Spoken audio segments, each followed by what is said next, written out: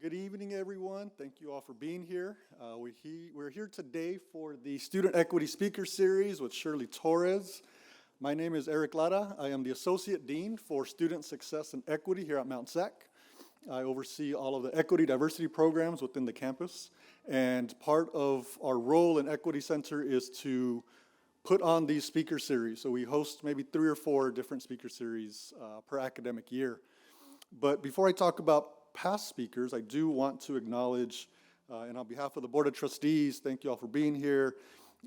President Garcia here with us today, thank you. We also have Associate Dean of Humanities, Dr. Andy Farron Sims with us today. And it's an honor to have Shirley here. She is the 2024 Alumnus of the Year. As part of our speaker series in the past, we have had names such as Sonia Nazaro, Lalo Alcaraz, Tazba Chavez, Jolie Proudfits, Bettina Love, Reina Grande, Helen Zia, Anthony Ocampo, Niall DeMarco. And last year, some of you may remember, we had a prior alum of the year from 2015, Rafa Agustin. And if you were here for that event, you may remember a story. I mentioned that Rafa and I went to high school together. We graduated together. He came to Mount SAC. I came to Mount SAC. I took 2 classes maybe, but I went to Cal Poly. And a few months ago, when Shirley came to tour the campus and the center, I was there to meet her, and she looks at me and she says, "I know you." And when you don't recognize them back, that's not a good thing, right? You're like, uh-oh, where does she know me from? And as she's processing, you can tell that she really does recognize me. So that memory is amazing. And it turns out that we also went to high school together and graduated the same year. So you have Shirley, you have Rafa. I'm going to put myself up there as being part of the crew. All coming out of West Covina High School. And I promised Shirley I wouldn't say the year that we graduated. So you can't do the math, but thank you for being here. Earlier today, we always do a private meet and greet with our guest of honor, with specific students or specific programs. And today we had students from the Equity Center, from Rising Scholars, and from the Bridge program. Shirley is a Bridge alum. And there was something that she mentioned. And as educators, we're here, faculty, staff, administrators, we're here to support our students, to encourage them, to motivate them to pursue their education, whatever that may be, certificate, associate's, transfer, and everything in between. And she made a comment, as educators, as I mentioned, our programs, our support programs, our faculty, we want to motivate you, we want to encourage you, but there are times where personal things may be going on in life, at home. You may not come to school motivated every day, and we want to help.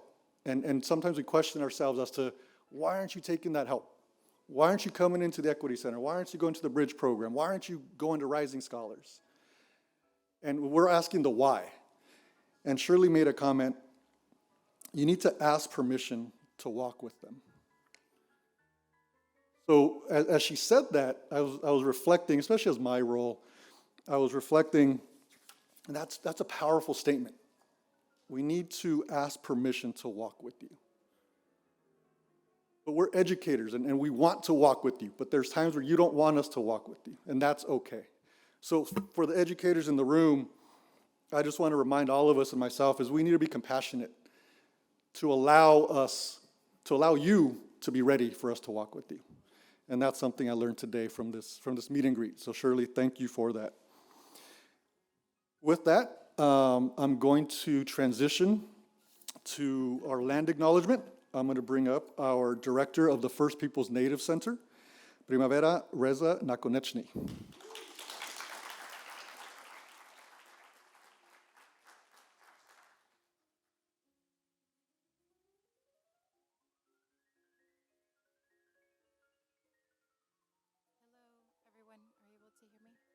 Yes, okay, thank you. So I'm Primavera Reza Nakonechny. My pronoun she, her, ella, because I also speak Spanish, and I have the privilege and the honor of delivering the land acknowledgement tonight. I do want to preface this by saying that the land acknowledgement is a working draft because I'm currently working with folks from the Tongva peoples surrounding the Mount SAC areas to gain input and, oh, thank you, I can hear, yes, thank you. Yes, so the land acknowledgement, I'm currently working with Tongva input in delivering an official land acknowledgement for Mount SAC, okay? But currently, the First Peoples Native Center and Mount San Antonio College recognize that Mount SAC resides on the territorial and homelands of the Tongva and Tataviam people who are the traditional land caretakers of Tongvagar. This land and surrounding lands remain the shared space among the Kitch, Kuya, Luciano, Rumsun, Holon, and Serrano people. We pay respects to the Hanongvektam, Ahiram, and Iyukinkam, our ancestors, elders, and relatives of past, present, and emerging. Mount SAC and the First Peoples Native Center are guests on these lands. Thank you.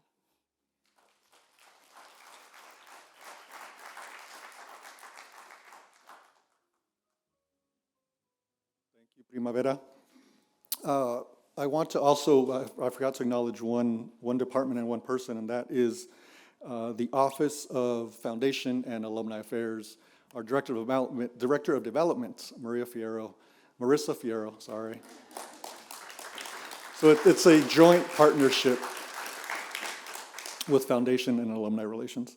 I will now like to introduce President of Mount San Antonio College, Dr. Garcia.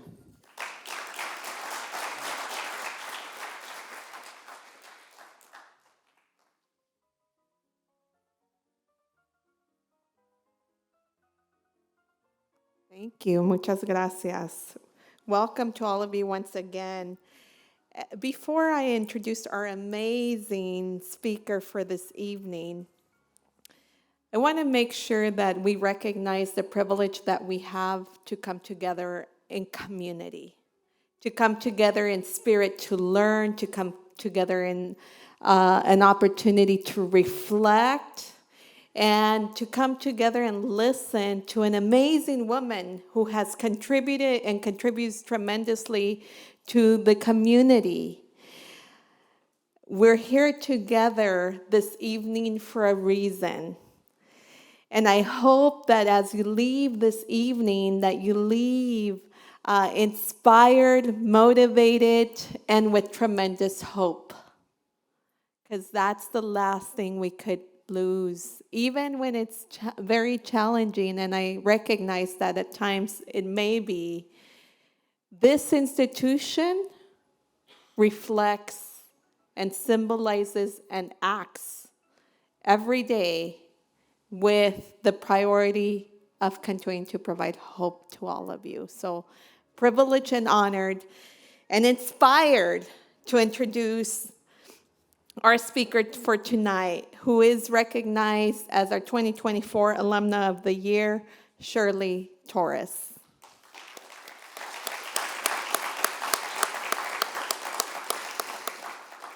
I'll provide a brief introduction. Shirley is the Chief Program Officer for Homeboy Industries, the largest gang rehabilitation program and therapeutic community in the country. She works to break the cycle of intergenerational violence and trauma by providing healing space for people to increase their choices and chances.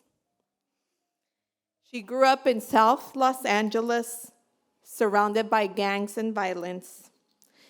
Torrance did not know anyone who chose what they did for a living, let alone who went to college.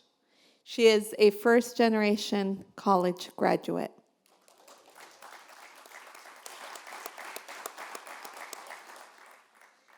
With patience and support from counselors and professors who believed in her, Torres transferred from Mount SAC to UCLA, where she graduated with a bachelor's degree and then continued on her educational journey to achieve a master's degree from USC.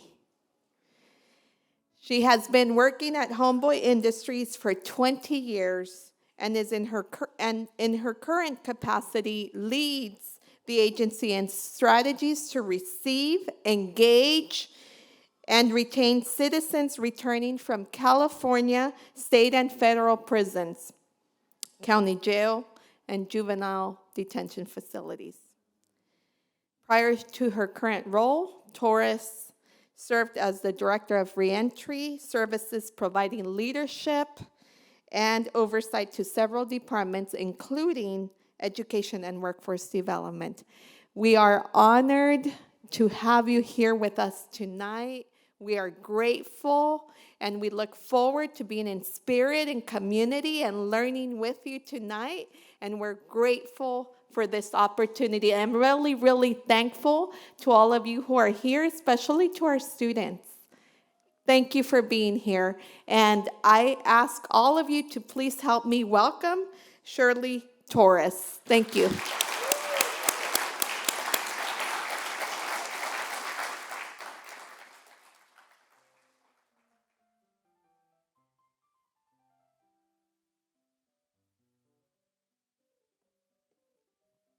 Good evening, and thank you, everyone. I first want to start by just acknowledging the time that you took to accept the invitation here and pause and, as President Garcia said, be together in community to honor the rich opportunity we have to have a dialogue around so many of the issues that I'm passionate about and that are at the heart of what keeps us sometimes separated from experiencing true liberation and freedom. Before I start and talk a little bit about my leadership journey and how I got here and how I was once a student here, I wanted to start by showing you a little window into the work that we do at Homeboy Industries and how that work is connected to my life purpose and how my journey began here at Mount SAC.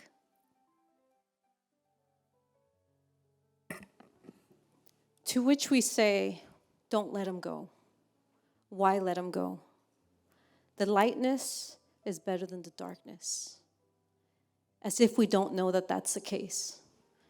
At Homeboy Industries, our job is to keep hope alive.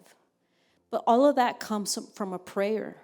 The prayer and the invitation to have gang members stop chasing death and honor their life.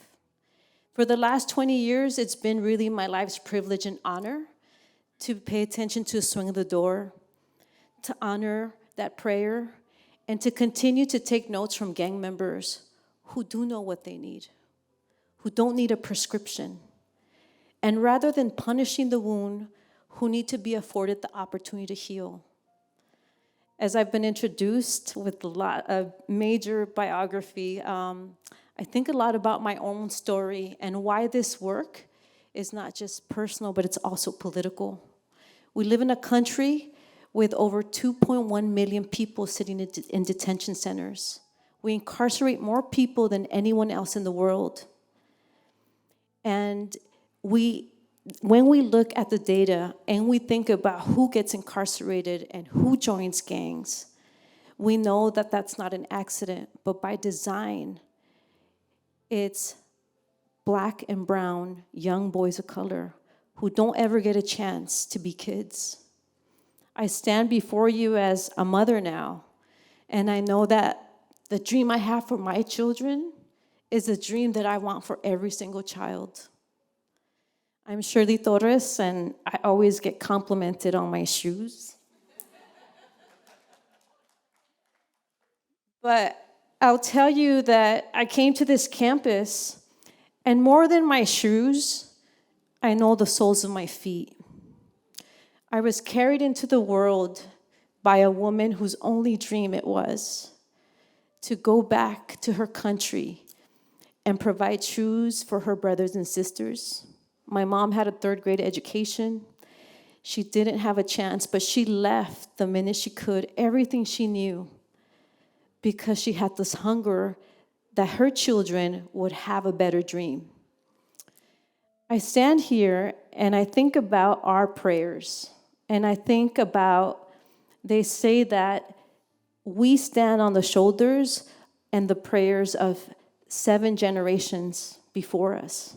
And so 7 grandmothers ago, someone prayed for us to be in this room, to have a voice, to disrupt the kinds of systems that try to keep us in our place, so that we could afford our people and our community the opportunity to heal from things that they didn't choose. The experiences that change our life the most are the experiences that don't ask us for permission. A lot of times they're trauma, but we shy away from admitting that we need help, that we hold secrets and things that happen to us that affected how we see ourselves and our place in the world. But I think together we have the opportunity to honor our authenticity and our stories and do that for other people. And what I've learned over the last 20 years is that when we invest in the healing and the wholeness of folks who never were received in community, not in their homes, not in their schools, not in even churches, who were demonized, then we have the opportunity to create a community in which everyone has a place and everyone has a name and everyone has a face and a story. Today, I know I sit in a room with people who came from different places. I have in the audience people I work with at Homeboy Industries who are honoring their dreams by being students here at Mount SAC. I have colleagues that hold space here at the Student Center for equity and access, so that people who never thought they were going to come home from detention facilities are received and are hopeful about the kind of life they can live, not just for themselves, but for their children. In the audience, I also see my own nieces who, like me, can't say they're the first to go to college, but that are part of a story of generations of family members who want to see them live their dream. And so, again, I'm honored to be here. And as I came onto campus, I think about the implications of my work, but I think about how this place has flourished since I was a student here. And that has to do with each and every single one of you and how you've decided to take space here, how you've decided to advocate for spaces so that more people can come through the doors and continue to help others sing their song. In 1998, I said I wasn't going to say the year, but in 1998, I barely graduated high school. I went to West Covina High School. I was lost. I had grown up in a community surrounded by violence, gangs, drugs. But in 1992, after the riots, we woke up to a neighborhood that smelled like ashes. And it was then that my parents decided that they would do everything they could to get us out of the neighborhood, to offer us a different kind of community. But in that process, something happened. We moved to La Puente, and I lost myself. I was disconnected. I had felt promise, and when I was a little girl, I was always the one that people said, mi hija va a ser una secretaria, she's gifted, she's the smart one. But I got lost along the way. I started to understand that there's things that I had experienced that I couldn't talk about. And there were times in my life where I was chasing death. And lucky for me that once I graduated, I came to Mount SAC. And by accident, I came here with a friend who was trying to get enrolled into a class. And I was recruited into the first pilot, the first summer bridge program designed for first-generation at-risk youth. And that invitation changed the trajectory of my life.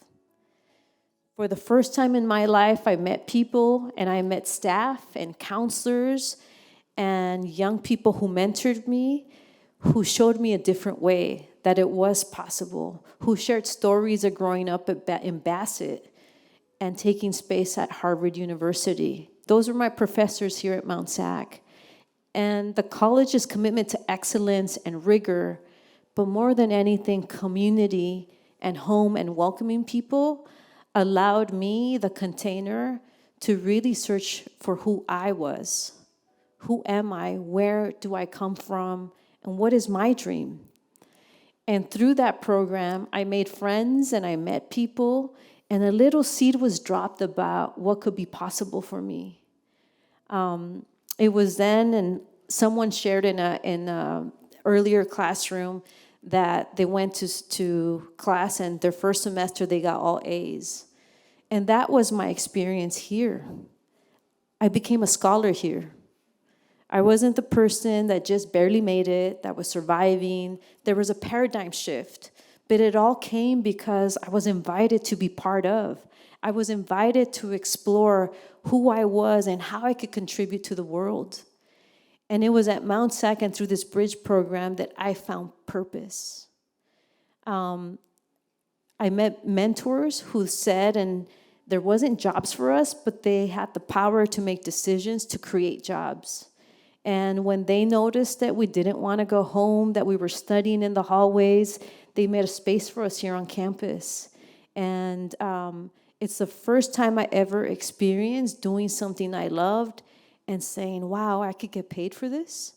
I became a high school outreach specialist here, where I went back to my own high school to recruit students like myself who were lost and falling through the cracks. And in that, I found the opportunity that wasn't given to anyone in my family or anyone that I knew. And in those early days, I remember thinking, why is living your purpose a privilege? Why is doing something that you love only afforded to certain people in certain zip codes? And how can I be part, a small piece, of holding the door open for someone else? And so I didn't wait to get a degree. I didn't wait to achieve anything. I started to recognize what Father Greg has taught me in the 20 years that I have been under his wing. And that is that we are the accomplishment. We are already exactly what God had in mind when he made us. And we need to honor and believe that. And it's when we develop characters and false identities that we stop being true to who we truly are. I remember, like, when I was young, growing up, my dad used to always say, you know, you either work or you go to school. And one of the things he used to say to me all the time was like, if I had gone to school, I would have been someone. My dad died in 2011, and I remember one of the last things I said to him was, Dad, you weren't just someone. You weren't just anybody. You were my hero. And it is then that I started to think about this idea of education as an opportunity to increase choices and chances so we could honor our life purpose and how we make a living. But I also started to understand how lived experience matters, how your story and what we come from is not just about deficits or what was absent.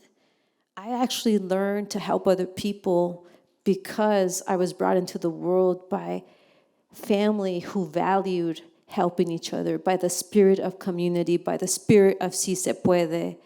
And so I stand here today in that spirit saying si se puede, si se pudo, y si se podrá, because we still have a vision that we have to march toward. And that vision is that the day will come when we stop throwing people away. The day will come when our prisons are empty. And the day will come where every child is afforded a childhood. And every kid gets the opportunity to not have to live in this idea that the world is an unsafe and unpredictable world. that's afforded to everybody. And so for me, my beginning and the way in which my spirit was awakened was through this invitation to be part of Mount SAC, to be part of a bridge program. And I took that with me, and I started to do the work, and I carried it everywhere I went. I transferred to UCLA, where I had the opportunity to travel and see the world. And I remember being in Spain and France and thinking, damn, this little girl from South Central is out here experiencing the world and seeing things. And I was always doing it on the shoulders of the people that came before me, the people who didn't have that opportunity. But it was also through my campus experience, through Chicano studies and ethnic studies, that I got to explore my story, that I got to understand, and I got to interview my parents. And I was sharing this earlier. There's a lot of things I didn't know, and there's a culture that we grew up with where you're not supposed to talk about things. And I remember talking to my dad, and he talked about what it was like to come to this country for the first time as a bracero, as contracted laborer, to work the fields, and then get taxed for housing, and be really part of the history of building this nation on endangered slavery. Had I not had this opportunity to interview my father, I wouldn't really know my story. And so, how can we be authentically who we are if we don't honor where we truly come from and take responsibility for understanding what is it that really makes us thrive as community members? And so for me, again, it's an honor to be here. I got the opportunity to graduate from UCLA with honors, and in doing that, I had made a commitment to work and bring students on campus the way I had been brought into campus here and given the opportunity to experience home. And so I was working for the Graduate School of Education, doing research, and I had applied for my first PhD program, thinking, okay, I'm gonna get my PhD, that's my pathway. I wanted to do research, data, I wanted to go into higher education. But I wanna say that I wasn't ready for the next stage of my life, which was coming to Homeboy Industries. And so I always say Homeboy Industries has been my calling. I didn't know and I didn't want to work there when I first got there. And I say that because my healing is connected to Homeboy. And there's a slogan that says, none of us are well until all of us are well, and I believe that to be true. When I came to Homeboy, I believed that education was a pathway to liberation and true freedom. What I learned at Homeboy is that forgiveness is a pathway to liberation and freedom, and that it's all our jobs to commit to this opportunity that we have to fearlessly fight for the idea that we all are worthy of experiencing happiness and joy and freedom, and we don't all get to do that. So for the past 20 years, I've come to Homeboy, and I came there, and I always say I became a mom at Homeboy Industries before I gave birth to my own children. When I came there, I still thought, I said a few things. I thought success looked a certain way. Success had a PhD. Success had a career. Success didn't have children. Success didn't have a marriage. And I was wrong about that. Now, standing here, I can say to you, success is grounded in generous love.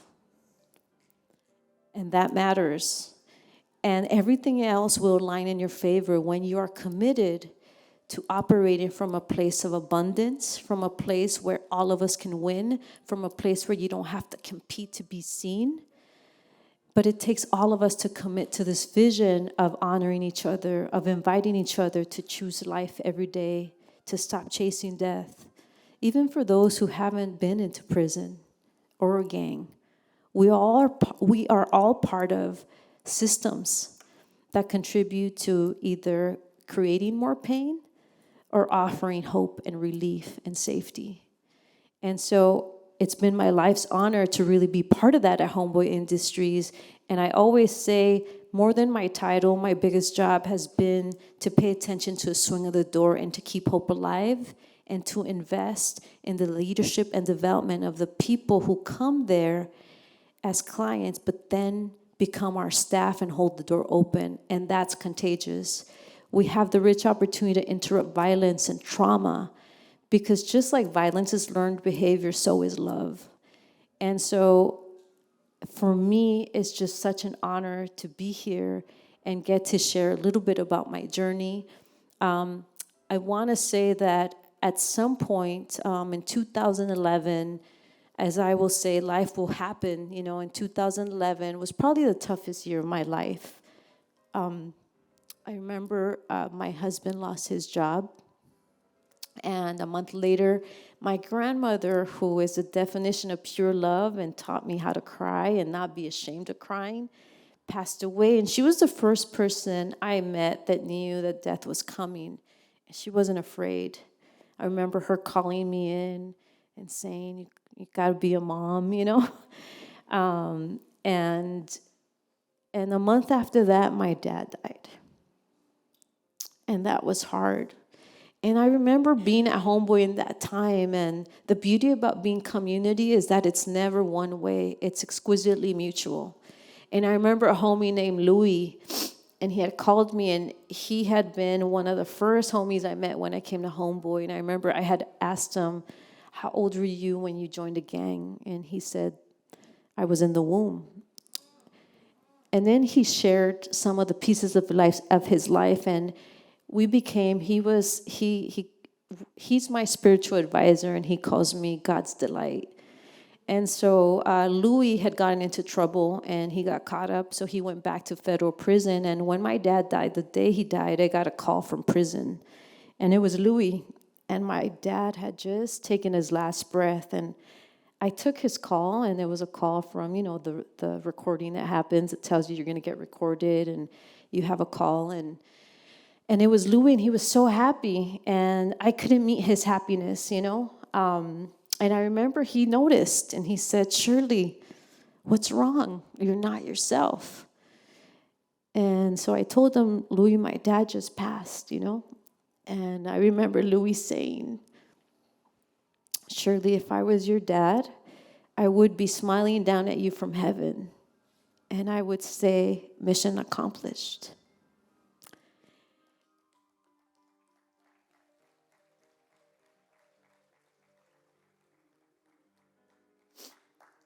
Sometimes people ask me why I am still at Homeboy. And the truth is, I'm at Homeboy because I love the people, and I'm beloved by the people there. And we hold each other, and we walk with each other when life happens. And that's the definition of true community. And when you stand together, there's sort of nothing that could topple you. There's nothing that could come at you that you can't deal with and be grounded in your life purpose. And so when my dad passed, I decided, like, we have one life and we don't have forever. And so I decided to go back to grad school. Went to the other school, to USC, and life continued to happen. I started a graduate program because my husband was struggling with employment. I had to also work, so I had to work full time. I completed my first year in grad school, and again, I was working full time, and everything that could go wrong was going wrong. And then, boom, I find out I'm pregnant, and I had just completed my first year. And, you know, it was hard. I see it now as a blessing, but it's like in that time, I'm ashamed to say, like, I was not happy, you know. I was driven again. I was in my pain. I had gone to the place of success looked a certain way. And I had to return back to getting grounded in my life purpose and my reason. And this idea that I tell every homie who walks into my office, which is everything you need to succeed is already in you. And so I remember meeting my counselor there, and this has happened in my educational journey. And I remember she said, you have to quit. Like, you can't do it. There's no way. You're pregnant. You still have 2 years. It's only going to get more rigorous. You have to go full time, and there's no way you can do it. And I share this story because my son, whose name is Phoenix, for a lot of reasons, but I share this story because I remember thinking, you don't know me and you don't know what I've been through, and you don't know how hungry I am to learn more about this so I could be better in my life and more available. And I just didn't take no for an answer. And I remember having my son on Christmas Day. And Christmas Day is a very special birthday because not many people are born on that day, just sweet baby Jesus, you know? And there's another person that I love that I mentioned earlier that was born on Christmas Day. And that's Louis, who I had talked about, who called me when my dad was passing. And I remember when I was pregnant, he said, Shirley, what if God wants us to know that we're family and your son is born on my birthday? And I'm like, Louis, that's impossible. You're born on Christmas Day. You know how hard that is? My due date's not till January. And my son came into the world on Christmas Day in Los Angeles, the same day that Louis was born, to announce to us that we all belong to each other, that we're all one family, and that none of us are well until all of us are well. And we have to continue to honor that journey and spirit forward. The last thing I'll say that's also connected to the last part of the Louis and my son's story is I graduated from USC with my master's degree, and Louis comes running into my office and he says, Shirley, I'm going to be a father again. And I'm like, what? You're going to be a dad again? He's like, yes. And his partner's birth or day of her delivery day was in July, late July. And he's like, Shirley, your birthday's in July. What if, he says, what if my son is born on your birthday? And I'm like, Louis, that's impossible. Like, that's impossible. We already had one miracle. God clearly told us we're family, you know? And plus, I mean, it won't happen. So fast forward, July 3rd comes around. It's my birthday, and he calls me from the hospital. And he says, Shirley, my son was born. And so I share that story to say there's a plan we can have, and there's a journey that we have to be successful and strive and aspire to have degrees behind our name. And that's important because it does increase our choices and chances to earn the kind of livelihood that we deserve and the access to be able to get paid to do what we love. But I share also this story because I do believe we come from a faithful community where God's hand is on everything. And no matter what your plan is, things will align in your favor when you're committed to your life purpose. I had the opportunity to come to Mount SAC, change the trajectory of my life, and hold the door open for others. But I also got to choose making a good career, between making a good career and making a good life. And I'm glad that Mount SAC allowed me to invest and surrounded me with values that allowed me to choose to honor my life purpose and make a good life. And I'm living my wildest dreams because of that. So I just want to thank you for allowing me to share a little bit of my journey. And I'm happy to be here with all of you tonight.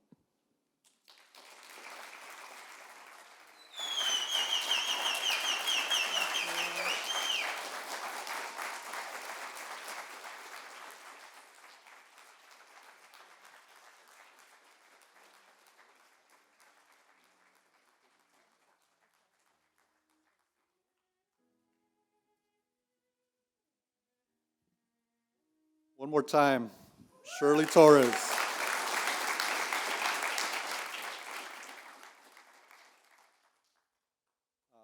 We're gonna we have a few minutes for audience Q&A. I'm gonna invite from the Rising Scholars Program, Janet Cisneros and Carlos Lopez to grab a mic, and they're gonna go out to the audience. As they're doing that, I just wanted to recap a little bit of what Shirley talked about today.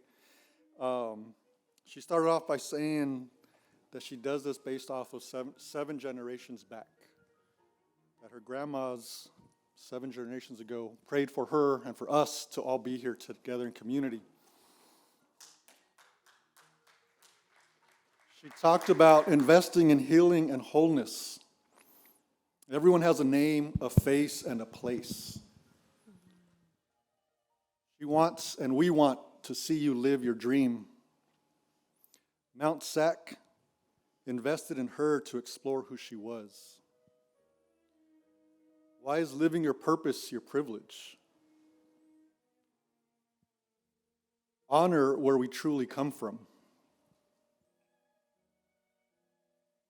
Can't read my writing. This is when I was crying. Everything you need to succeed is in you. And Shirley, your work, my work, our work as faculty, staff, administrators isn't done. Students, your work isn't done. And with that, as she said, sí se podrá. Thank you, Shirley.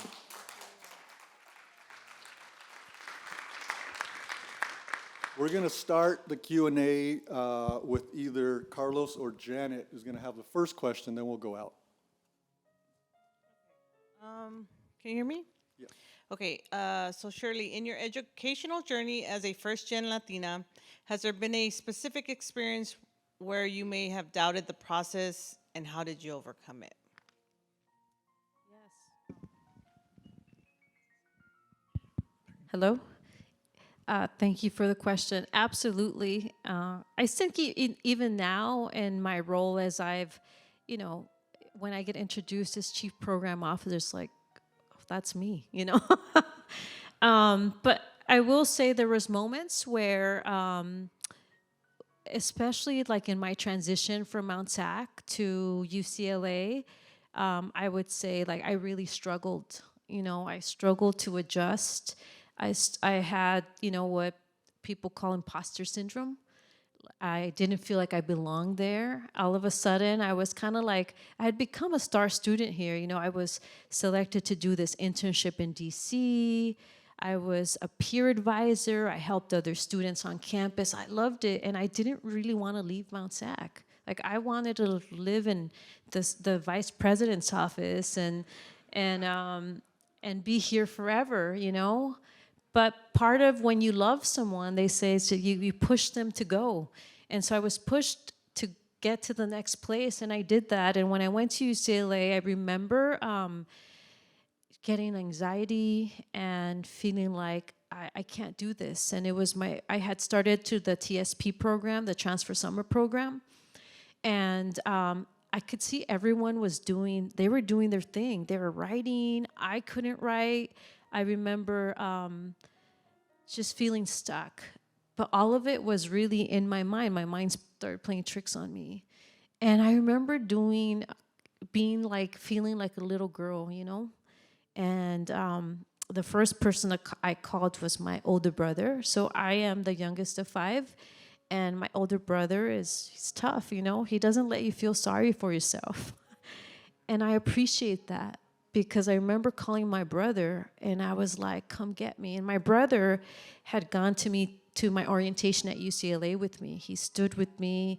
He was pumped up. And when I was a little girl, he was the first one to take us to the library. And he was, my brothers are 10, 12 years older than me. I have 2 older brothers and an older sister.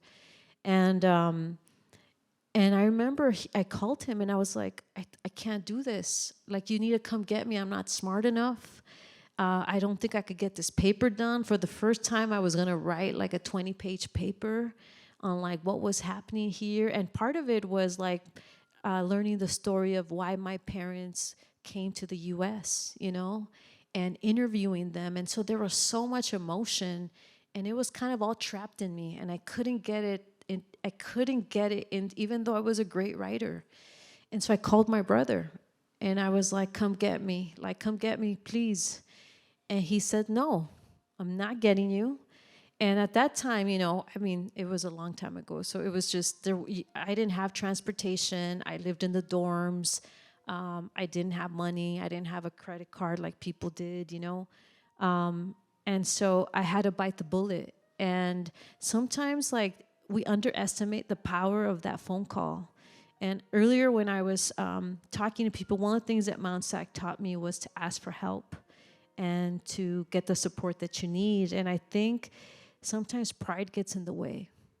You know, sometimes you think you're the only one that's struggling. But when I called him, and he just held up the mirror for me. And he said, like, you got this. I'm not picking you up. And you need to buckle down and do it. And I think sometimes it's those phone calls that are like lifelines that make you so grateful for, like, okay, he's not feeling bad for me. He's not letting me feel sorry for me, because he knows I'm like much more than I believe. And having those people in your life and having those relationships in your life are so important. And so I'm grateful for that.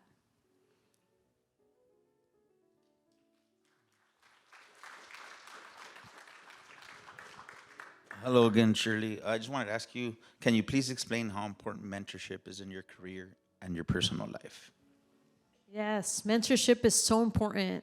I met my first mentor here on campus, and she didn't know she was my mentor. It was the vice president of student services, Audrey Yamagata-Noji. She gave me my first job here.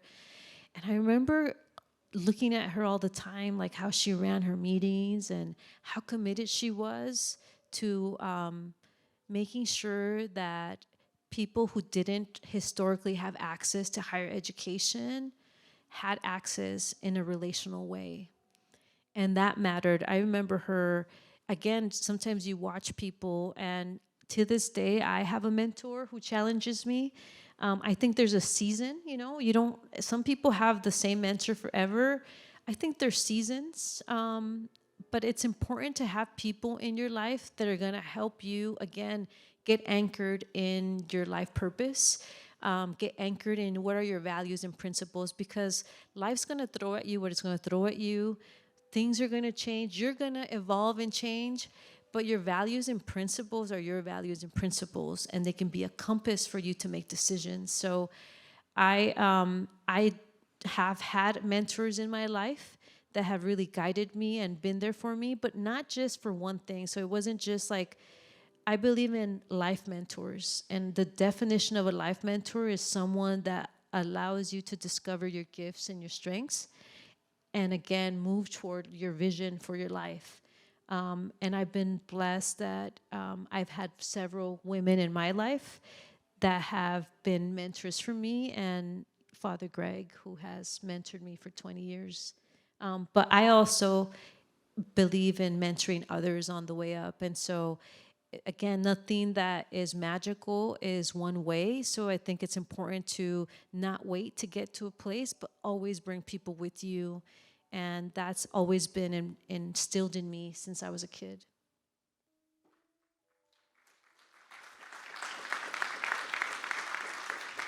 So we have time for 2 questions from the audience. After those questions, there is going to be about 30-minute meet and greet with Shirley right to my right, to your left. So you will have time to ask questions in person, take pictures, whatever it may be. But we will take 2 questions from the audience. One right there in the orange.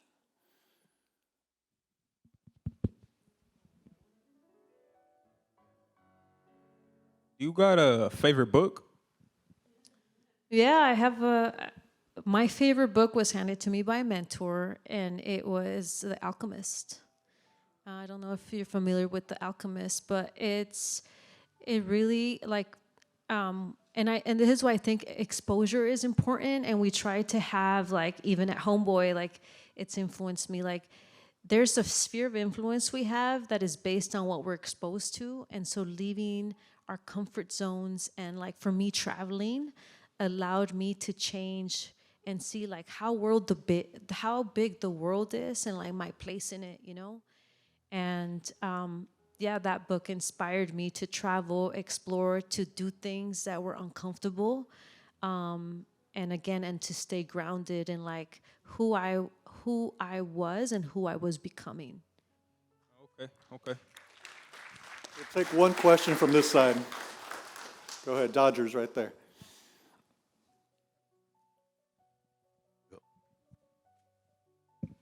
Is it work? Yep. For the Homeboy Industries, is that like a live-in program as well, or is it just like for employment and Yeah, helping to- it's not a residential. We don't have housing now. We have a plan for housing in the next 5 years. So we are developing right now. Again, we've evolved over time. You know, Father Greg's been doing this for 35 years. I've been there for 2 decades. And I think the slogans tell our story. Like, it started with jobs, not jails. It's actually started with jobs for the future, jobs, not jails. And then when I came, it was nothing stops a bullet like a job. And I always say to G is Father Greg, but I always say to G, like, we should have had, instead of a period, ... at the end. Because the job is the beginning, but it's not what people do there. It's what happens to people who thought they were enemies when they walk through the doors. And it's what happens to all of us that witness that kinship that grows. And it's the dreams and the seeds that get planted there about healing from our wounds that allow us to flourish. And so now we're a one-stop center. We have 3 campuses. We have a youth center. We have our main headquarters, and we have a Homeboy Art Academy. So what we're trying to figure out is, how do we create sanctuaries throughout Los Angeles and more? And again, we have, in the video, we had 6 social enterprises. We now have 13 businesses. We have a college-going culture, so we have actually lots of trainees that are in college. Some have gotten their master's degree. We actually have one young lady that I met when she was in juvenile detention camp. And I mean, we used to take guns from her. And she just got accepted to UCLA Berkeley Law School. Berkeley Law School, I said UCLA. She got accepted to both schools, and she decided to go to Berkeley. So she got into UCLA, and which are the top schools. And again, I don't think that's a marker of, like, you know, but it says something about what happens when you stand with the most demonized and marginalized, how when you invest in their healing, they have the potential to live their dream. And she wants to be a lawyer, and she wants to represent people in the courtroom because she didn't really have someone who represented her in the times that she needed a voice for her.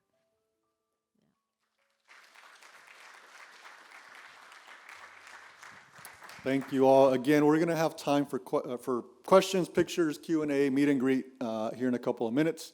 But next, I want to bring up Marissa Fierro, the Director of Development.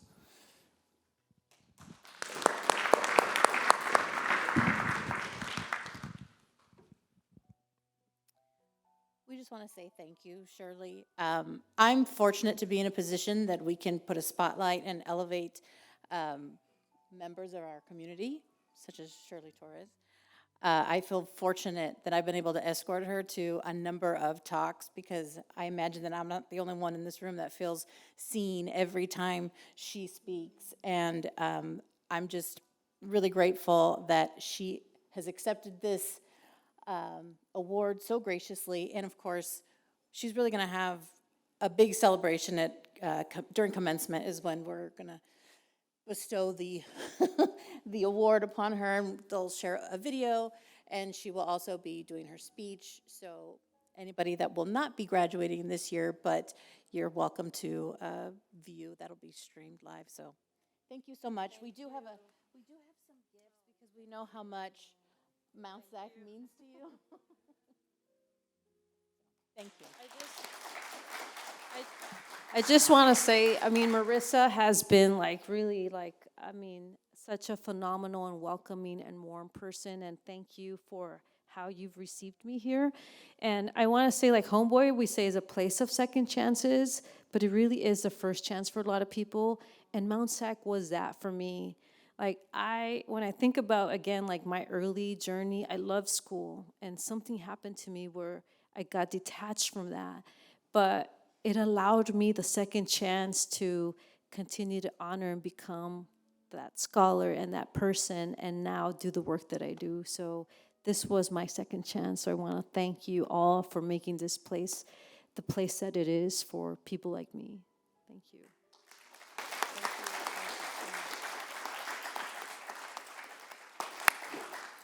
Thank you all once again. That concludes our program. We will meet right outside.